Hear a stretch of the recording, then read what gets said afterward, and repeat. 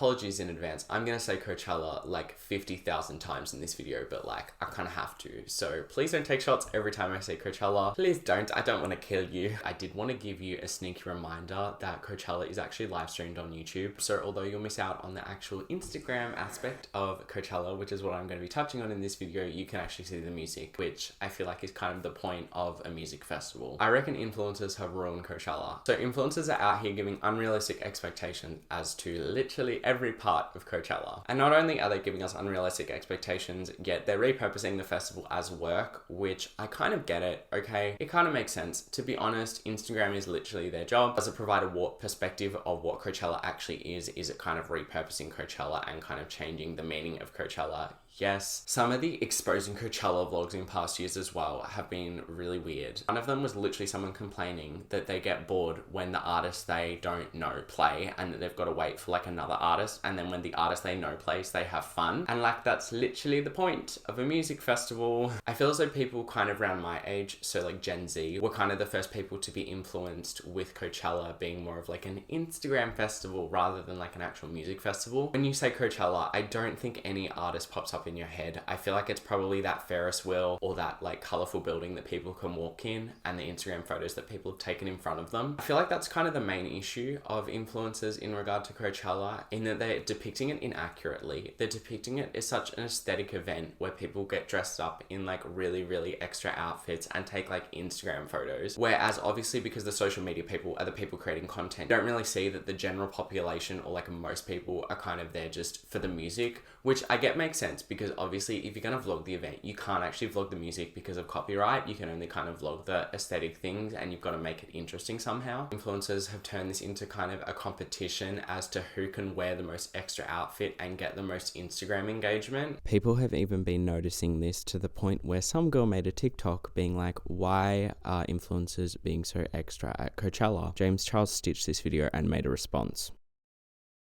The fashion at Coachella this year has been a very controversial topic that I'm seeing a lot of different TikToks about. The differences between what influencers wore versus what celebrities wore, celebrities dressing casual, making influencers look stupid. It's all very, very interesting to see people's opinions on this. A lot of celebrities dress casual because they don't want to be spotted. They want to get into the festival, watch the set of a few of their friends. They don't want to post any content and they want to get out and enjoy their day. And that's fine. Whereas a lot of influencers do want to get spotted, and I don't think there's anything wrong with that. Our entire lives and jobs revolve around creating content and getting engagement on that content. I would love to go to a music festival in a casual outfit, but if I posted that on Instagram, it would get zero engagement and all the comments would be like, what are you doing, girl? Also for me personally, I think that getting dressed up for a music festival is cool and it's part of the experience. I genuinely love planning the looks and the accessories and the makeup looks and the photos. Like, it's fun. So there are more problems to Coachella than it obviously just being like unrealistically showcased. The biggest issue that I personally have, and I feel as though a lot of people have, is the person who is the CEO of Coachella is an old Republican Christian man. I'm sure you've just fallen off your seats in shock because that like never happens. What? The reason that gets brought up is basically, so obviously as a CEO, he has money. This man obviously is making money from Coachella. So you buy a ticket, you buy food, you buy whatever, he gets a percentage of the profits. Obviously it's not like very big from you individually spending, but like it'd add up. He donates to anti-rainbow mafia organizations. As an example, he donated it to like a Christian college and then also some other organizations. And like, this is just one of the examples of one of the organizations. Okay. The one I did a bit of research on is called the Family Research Council. This is one of the first things which comes up when you go on their website. Like literally it's like the third thing you can click on. Like it's so prominent. They're not even trying to hide it. But in regard to LGBTQ plus people, they believe that it should not be protected under anti-discrimination laws and policies, as it is not comparable to inborn immutable characteristics such as sex or race. The Family Research Council has clearly not listened to Born This Way by Lady Gaga. If this is what they're posting on their website, just to think of what these organizations actually believe and their policies and stuff like that they're not putting on the front page of their website. So obviously Coachella is going to be pretty quiet during Pride Month. Not that it happens during Pride Month, but anyway. But what I find ironic about this, and what I'm sure a lot of other people would probably find ironic as well, on the Coachella website, they publicly advertise that they have a queer plus tent which you can go to. So the description of this tent is, we hope to enhance the culture by sprinkling the glitter of pride on attendees and their allies. As we spread awareness and stand authentically in our individual truths, we invite every person to come together and unite for acceptance. So the CEO of your company is donating to the Family Research Center, and then you have a tent for queer people saying that everyone should unite for acceptance.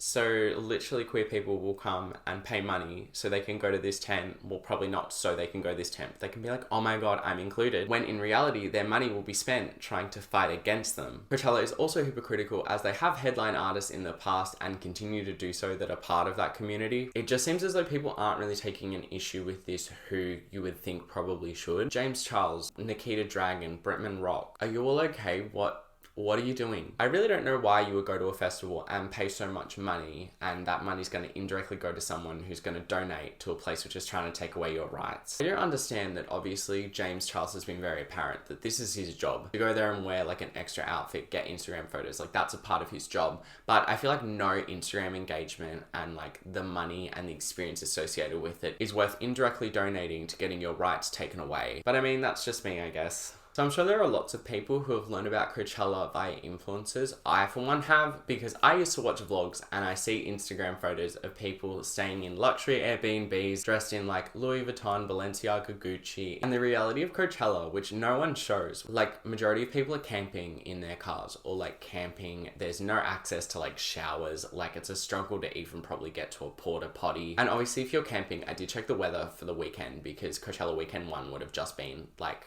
but I'm filming before Coachella weekend 1. Weather at night's meant to be like 50 degrees and the weather during the day is meant to be like 80 degrees, and I'll put the like Celsius conversion on the screen because I work by Celsius, but like majority of my audience is American. Discrepancy in the temperature, like I don't think I will have ever heard an influencer say anything about that. If you're camping, like the amount of stuff you must have to take, like during the day you're just really hot and you've got to have like a fan blaring in your face, and then overnight when you're trying to sleep you're absolutely freezing. So the temperatures just really don't seem ideal for this. Honestly, like this sounds horrible. Something as well, which obviously influencers don't really talk about, is that Coachella's in the desert's dusty. As a result, everyone gets coughs because of the dust. Another thing which is really not spoken about is the fact that a lot of YouTubers and influencers have artist passes to go to Coachella. So what an artist pass is basically you're allowed in the same area as like the artists and the celebrities. You obviously have general admission or like the common folk area where majority of people would go, but you've got like the VIP area, and the VIP area for most of Coachella, I'm pretty sure, is right in front of the stages. So if you're in the VIP area, you can just like rock up halfway through a set and just like get to the front, whereas like people in the common folk area have to like line up and wait, and like if you're going to show up late, you're going to be in the back. I did look online as well because I was like, how much are these artist passes? And they cost anywhere between $7,500 and $10,000. The lineup for this year as well kind of sucks. Like honestly, last year I would have probably paid that $10,000 to go. The festival's headlined by like Harry Styles and Billie Eilish, whereas like this year you've got Blackpink, Bad Bunny, Bjork, and Rosalia, which I only know 1 out of 4 of those people, and that might come down to my music awareness. General admission's a bit cheaper, but obviously like the whole experience of camping or getting accommodation, stuff like that, becomes really expensive. And to be honest, I would not pay that much money to go watch these people.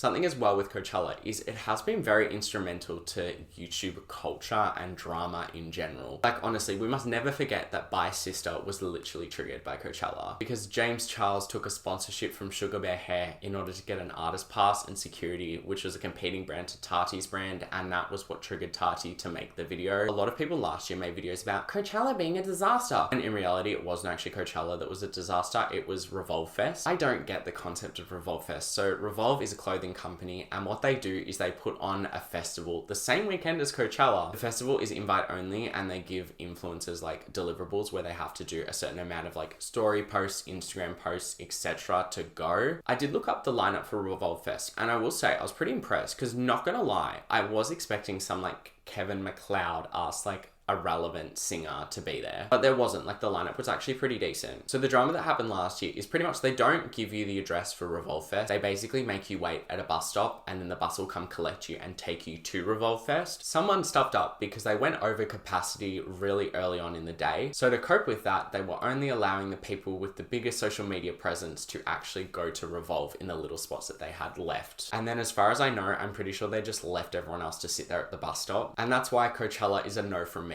So thank you very much for watching this video. I hope you enjoyed it. If you're not subscribed yet, could you please, as it really does help my channel. So yeah.